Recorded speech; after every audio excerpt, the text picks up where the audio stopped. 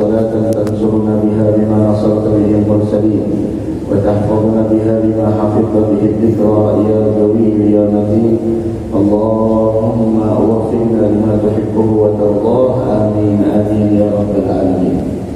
Alhamdulillah, kita bersyukur kehadirat Allah Subhanahu wa taala atas nikmat yang Allah berikan kepada kita sehingga pada malam hari ini kembali Allah Subhanahu wa taala memudahkan langkah kita untuk berkumpul di tempat yang mulia ini, di kegiatan kita setiap malam Jumat. Malam ini adalah merupakan malam Jumat pertama kita di bulan Rabiul Awal. Mudah-mudahan segala doa kita diterima oleh Allah, segala dosa kita diampuni Allah, hajat kita dikabulkan oleh Allah dunia wal akhirah, dan mudah-mudahan kita termasuk orang yang telah mendapatkan syafaat Nabi besar Muhammad sallallahu alaihi wa ala alihi wa sahbihi wasallam. Amin amin ya rabbal alamin.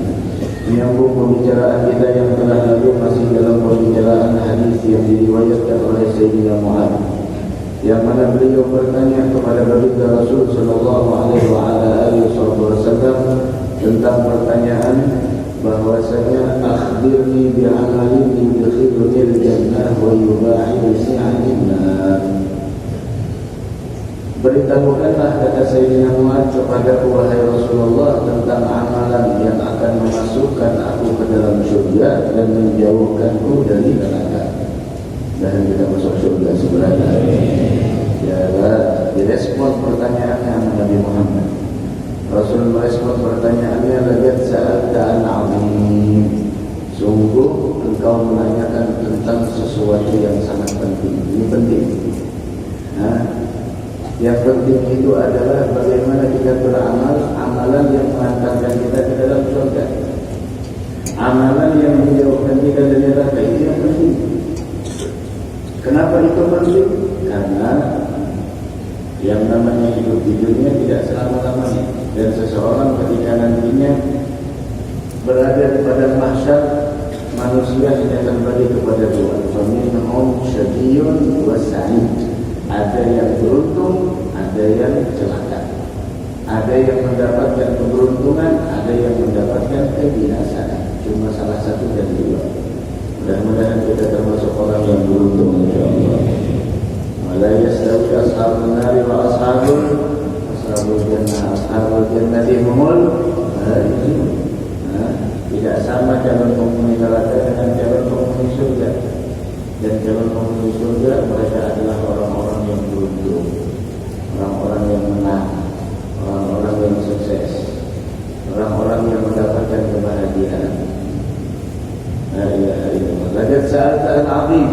Kemudian direspon oleh Nabi Muhammad sallallahu alaihi wa ala alihi wasallam, yang mana pertanyaan tersebut adalah tentang amal yang mengantarkan mereka. Tapi ingat, bagaimana yang sudah kita jelaskan, bukan amal itu yang menjadikan kita masuk surga, tapi kita masuk surga dengan rahmat Allah. Dan amalan tersebut adalah kunci untuk membuka rahmat Allah.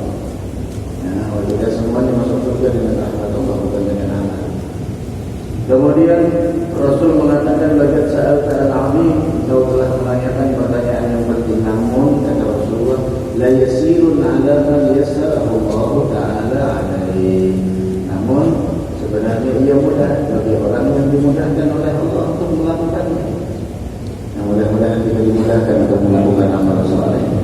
Kalau kita dimudahkan oleh Allah untuk melakukan amal saleh, itu menunjukkan bahwasanya kita diinginkan kebaikan oleh Allah. Dan ketika kita ingin melakukan kemaksiatan, halangannya macam-macam, cobaannya macam-macam, rintangannya berbagai macam rintangan. Itu menunjukkan kita orang yang dicintai Allah. Tapi kalau urusan maksiat, lancar. Kalau urusan taat, masya Allah, beratnya luar biasa. Nah, itu hati-hati, harus introspeksi diri. Untuk pemajelis saja macam-macam. Nah, bensinlah habis, masya Allah. Nah, ada kawan, memang harus berkawan terus. Nah, kemudian macam-macam. Nah, ada ziarah macam-macam cobaan. Besok Jumat pertama bulan Rabiul Awal, ingin anakan berbagai macam sunnah Rasul. Nah, di hari Jumat macam-macam rintangannya. ini. Tapi untuk maksiat ringan, langsung, mulus, tidak ada ujian, tidak ada cobaan, tidak ada ringan. Hati-hati. Nah, introspeksi. Ajarkan kepada anak-anak kita salat. Umur mereka 7 tahun sudah mulai ajarkan. Kalau mereka sudah berumur 10 tahun meninggalkan salat, pukul. Ada salat penting. Sehingga dikatakan oleh Sayyidina Salman Al-Farisi radhiyallahu ta'ala anhu wa ardhah, as-salatu miqyas. Salat itu adalah bagaikan diibaratkan timbangan. Faman waffahu fiyalah, siapa orang yang menyempurnakan salat, menyempurnakan syaratnya, rukunnya, adabnya, kewajibannya, sunnah-sunnahnya, maka Allah akan memberikan kesempurnaan dalam hidupnya. Akan tetapi waman tafaf, siapa orang yang mengurangi adab salat, syaratnya, sunnahnya dan lain sebagainya, maka kata Sayyidina Salman, faqad alimtum ma qala Allah Ta'ala fil mutaffifin. Kalian sudah tahu bagaimana Allah menjelaskan orang yang mengurangi timbangan dalam surah Al-Mutaffifin, wailul lil mutaffifin alladziina idza talu 'alan nasi yastawfun wa idza kaluhum aw wazanuhum yukhsirun ala yadhunnu ulaika annahum mab'uthuna li yawmin 'adzim. Jangan curang dengan orang.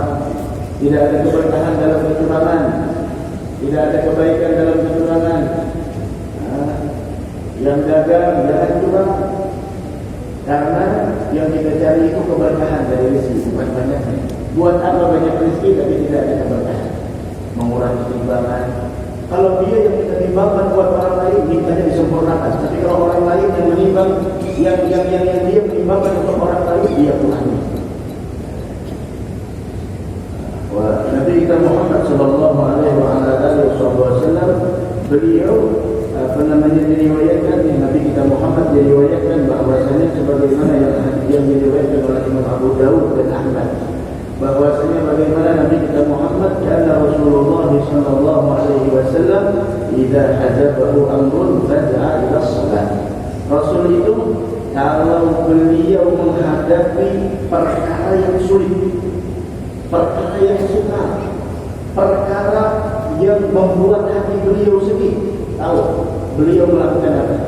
Idza hajabahu amrun, apabila beliau menghadapi sesuatu yang sulit, menghadapi sesuatu yang sukar, menghadapi sesuatu yang membuat hati beliau sedih, atau beliau dihadapkan dengan sesuatu yang membuat hati beliau sedih dan gundah, tahu apa yang dilakukan oleh beliau? Beliau faza'a ila shalah, beliau langsung melakukan sholat. Dengan begitu, kita kadang-kadang kalau sedih, masya Allah, ambil MP3 dengar lagu, masya Allah, macam-macam lagunya, ada lagu ini itu sampai MP3-nya berputar sampai lagu kematian, masya Allah, lagu kematian harus duduk langsung terdekat. Itu Nabi kita Muhammad, tidak hajabahu amrun. Wahai pencinta Nabi Muhammad, wahai orang yang merayakan kelahiran Nabi Muhammad, yang berbahagia dengan kelahiran Nabi Muhammad, ini Nabi kita Muhammad. Wa ju'ilat qurratu 'aini fi shalah, dan dijadikan kebahagiaan itu ada dalam salat Nabi Muhammad. Siapa di antara kita yang mendengar Allahu Akbar, Allahu Akbar, bahagia? Alhamdulillah. Marhaban bil qa'ilina adla, marhaban bis salati wa sahla. Siapa yang gembira? Kita kadang-kadang masya Allah, ada apa di dalam hati kita ketika mendengar azan jika sumpah? Tidak ada yang sumpah mendengar azan melainkan syaitan. Tidak ada yang sumpah melihat kelahiran Nabi Muhammad melainkan syaitan. Ada syaitan. Nah, itu syaitan kalau mendengar azan, Allahu Akbar, Allahu Akbar, dia lari terbirit-birit sampai mengeluarkan angin. Allahu Akbar, Allahu Akbar, kenapa kita sumpah? Nabi kita Muhammad mengatakan, wa ju'ilat qurratu 'aini fi shalah. Wahai pencinta Nabi Muhammad, kita jadikan kebahagiaan kita dalam salat. Lagi sedih, salat Allahu Akbar. Lagi ada sesuatu masalah, ambil air wudu, salat Allahu Akbar, salat sunnah. Apapun bisa minta sama Allah.